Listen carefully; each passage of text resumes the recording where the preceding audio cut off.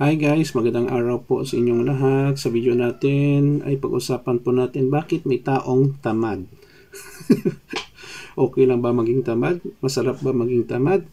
So before tayo guys magsimula, magpapasalamat po muna ako sa mga viewers natin, subscribers, supporters at followers sa channel ko. Maraming pong salamat sa inyong panonood, suporta at tuloy-tuloy lang po ang panonood natin sa mga video ko. Maraming salamat po. Kung wala kayo guys, wala din ako.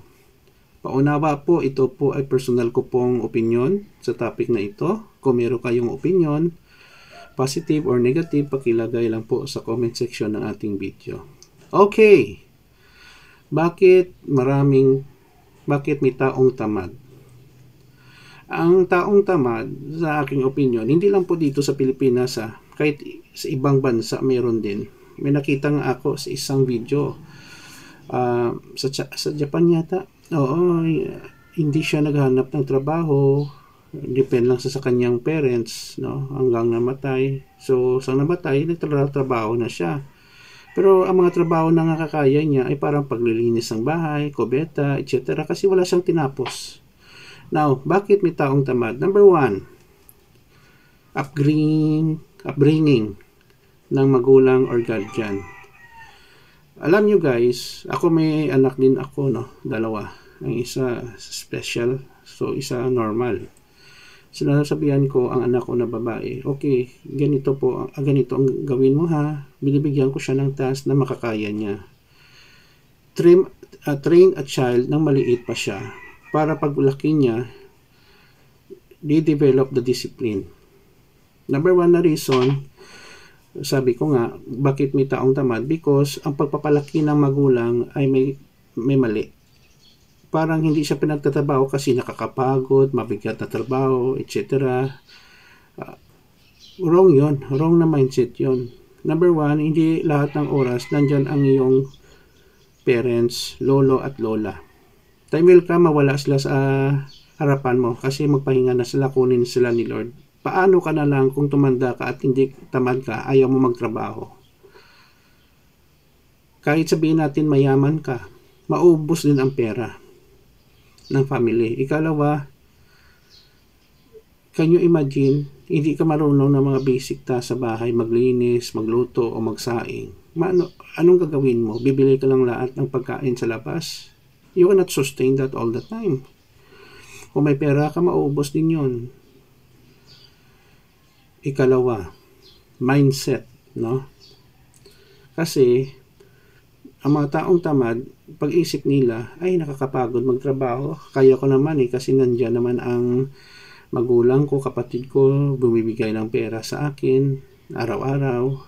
May tiyahin ako, may kamag-anak ako abroad, or kapatid, or lolo at lola sa abroad, nagpapadala ng pera. Hindi ako magtatrabaho kasi may nagpapadala naman. Maling mindset na pag-isip nila na may nagmamahal sa kanila, palagi lang silang padala ng pera. Time will come, ang nagpapadala sa iyo ng pera ay mag-retire sa trabaho, mamatay, maubos na rin ang kanilang pera, or natamad na sila magpadala rin ng pera sa iyo. Kawawa ka kung hindi ka marunong magtrabaho.